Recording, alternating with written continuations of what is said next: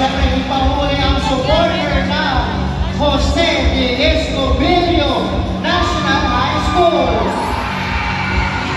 One partner ng pakainit, pinagsisimula pa rin tayo. Tunay na napakasaya, napakalimig at umaapaw ang ating mga contest ngayong umaga. This is breathtaking view ng mga winners. Ang boy band na culture and boy band din ng mga costumes na inihanda ng ating DepEd or academic sector. So ready na ba ang lahat? Ready na ba? Ready na ba? Ready na? Ay parang hindi pa ready. Oo, ayaw pa kanina. Okay, last check. Ready na po ba lahat? Ready na! Ayun. One to me. Wow!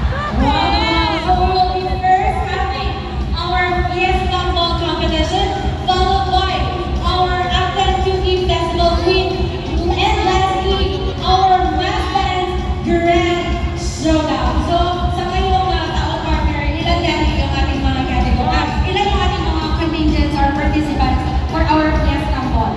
So for our Fiesta Ball, meron po tayong tatlong contingent or participants na nanggaling pa sa ibang sulok ng rehiyon. Ayan.